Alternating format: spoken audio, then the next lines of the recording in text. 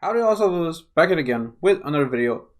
Welcome back everyone. I know it's been a day or two since I uploaded a video, which doesn't seem that much, but a lot has gone down in the last 24 to 48 hours, and we're going to cover that all in this video, and also talk about some Andrew Yang pre-momentum or pre-debate momentum that's going on, leading to the November debates tomorrow night. So let's just actually jump right into it.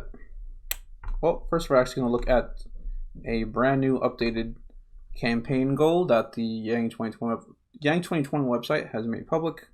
Basically, they're trying to reach 750,000 total contributions.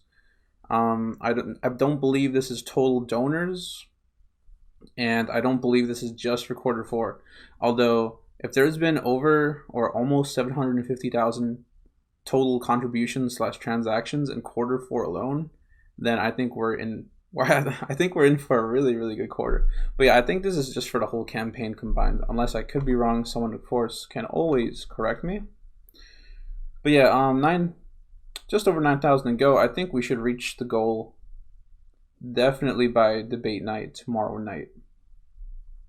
But moving right ahead, we have this tweet by Zach Montellaro, and he says, "New South Carolina Unipac poll counts for December debates. We have Biden at 33%, Warren at 13%, Sanders at 11%, Buttigieg at 6%, Steyer for some reason at 5%, and our boy Andrew Yang at 4%. This is awesome.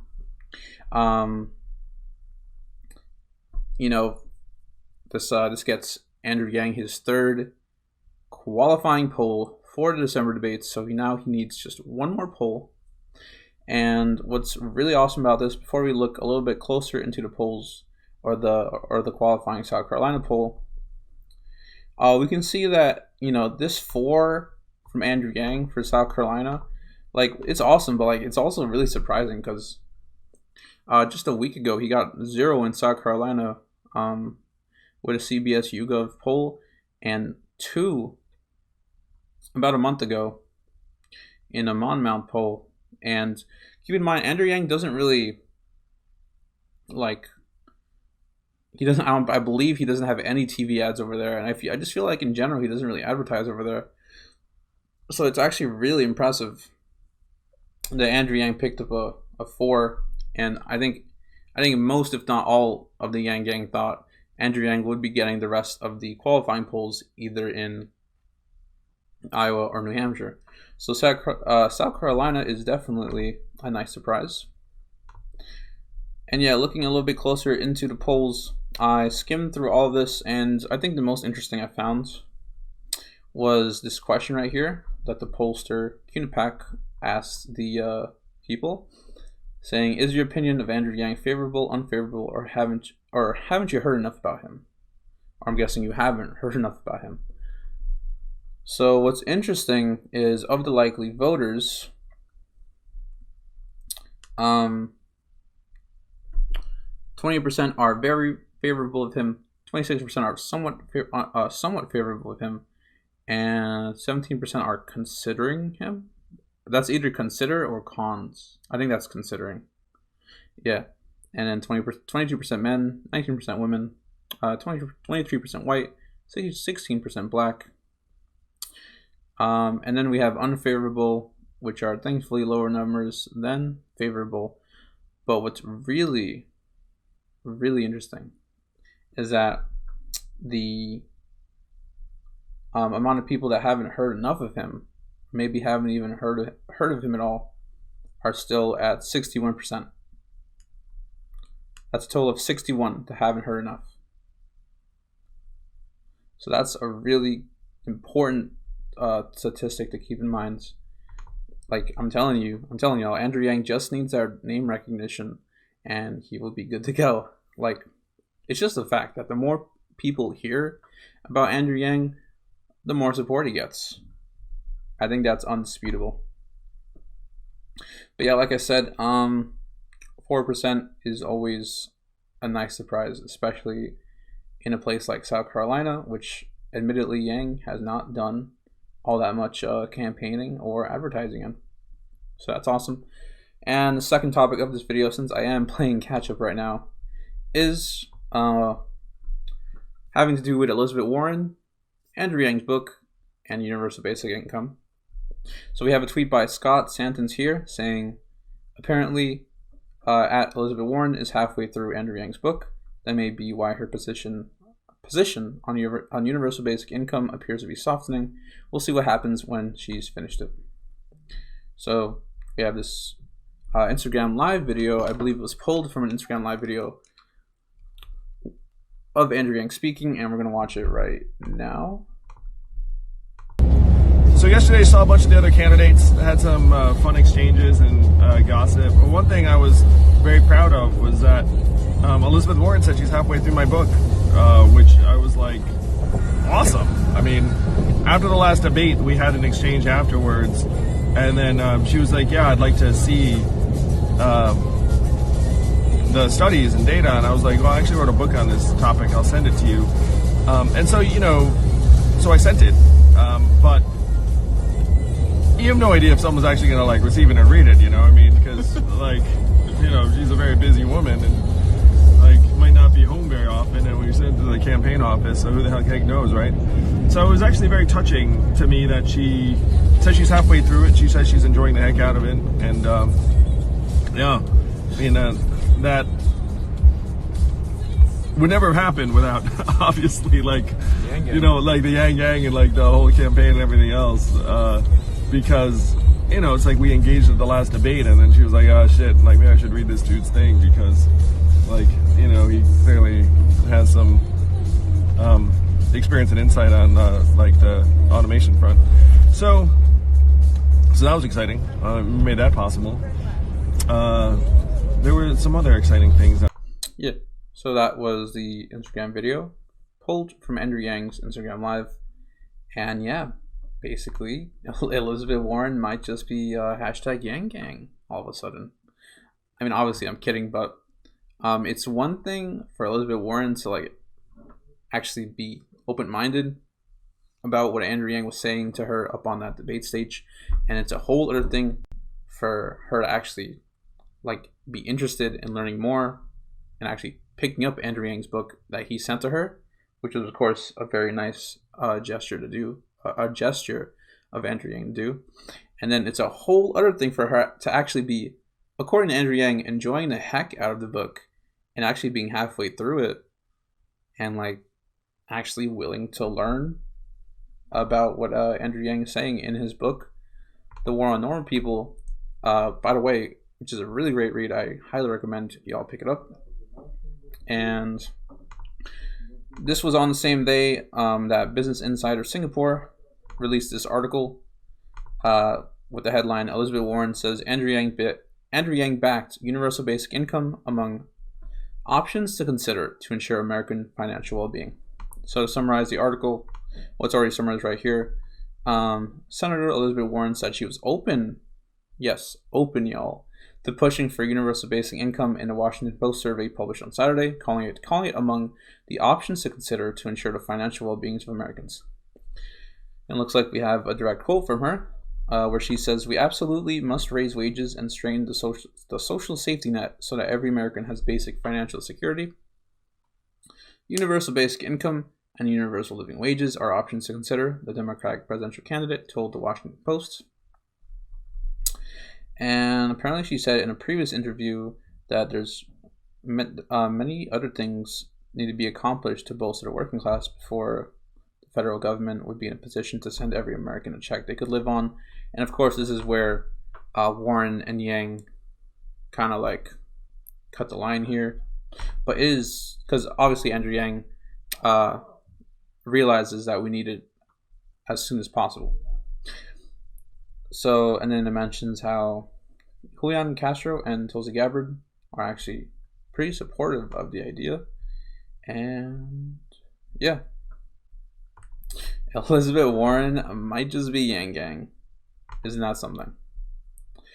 And yeah, I mean, who knows what's going to happen when she finishes that book of Andrew Yang.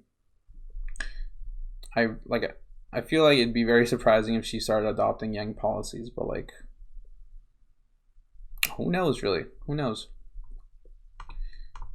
All right, so last but not least, well, last main topic. After this, I will show like a bunch of mini tweets.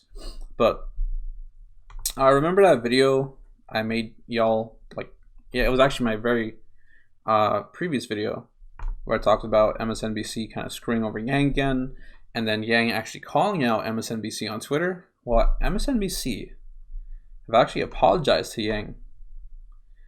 They made a public tweet apologizing. And yeah, it says right here. Oh, this was the Ian Bremmer tweet. Who interviewed Andrew Yang? Really good interview, by the way, that they had. So he was in support of Andrew Yang. And yeah, we have this tweet by MSNBC right here. And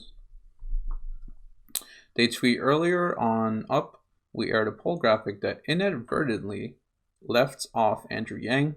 This was a mistake that we've since corrected on air. We apologize to Mr. Yang. Here's the correct graphic.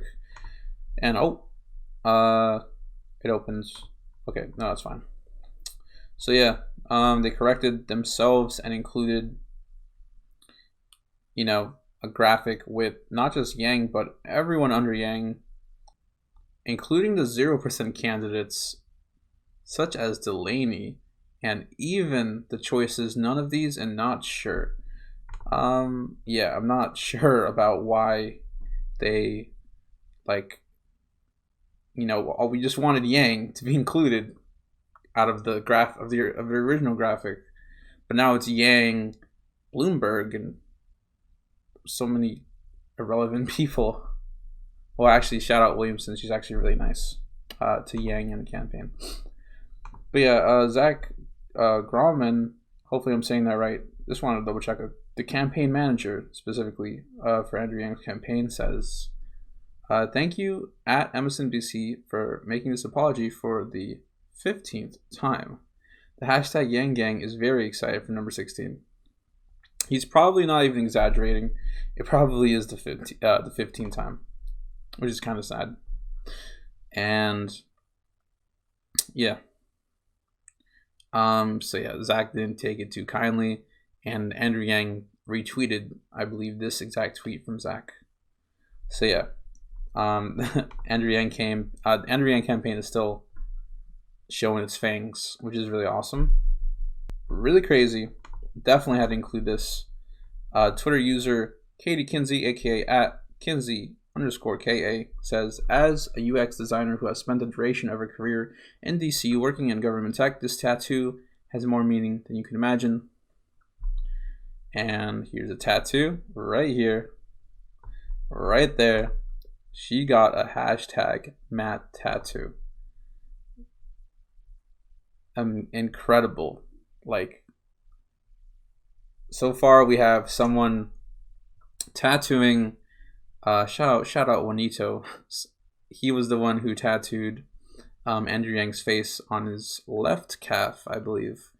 And now we have Katie Kinsey getting a hashtag Matt tattoo on her wrist. Incredible. And a subtle flex of having the Andrew Yang signature on her math hat. Hats off to Kinsey, honestly. And Andrew Yang did notice right here, saying, thank you, let's win it for you. So that was very awesome that he noticed, because, I mean, tattoos are a huge deal. And so for some reason, it's a thing within the Andrew Yang campaign. Like, you do not see other candidates tattooing slogans and political candidates' faces on their bodies. So really shows how passionate the Yang Gang is, and it's just really awesome to see. So yeah, shout out again to Katie Kinsey. Oh, and of course, Andrew Yang did retweet that.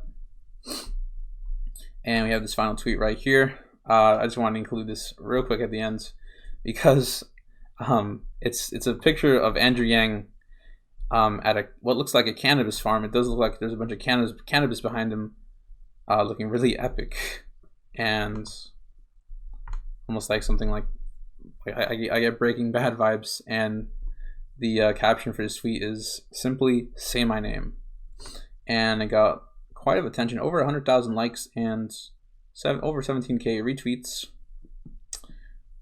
And obviously this is only Andrew Yang. Like, only Andrew Yang can do this and get away with this.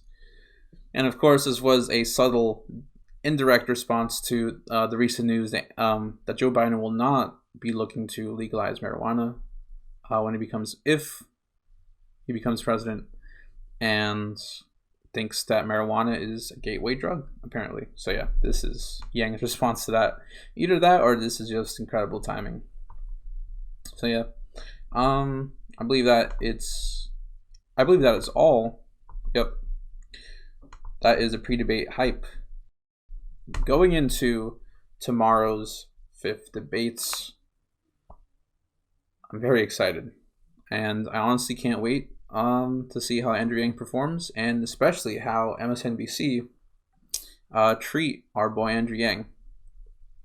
I really hope he gets a decent amount of speaking time, and he continues to hopefully politely destroy his political opponents and spread his messages even further to the American people. But yeah, that's pretty much it from me. Excuse me. If you're watching this in a day, I hope you have a good day. And if you're watching this at night, I hope you have a good night. Thank you all so much for watching. I have been Detective Lewis. Hope you enjoyed the show, and I'll see y'all later. Peace.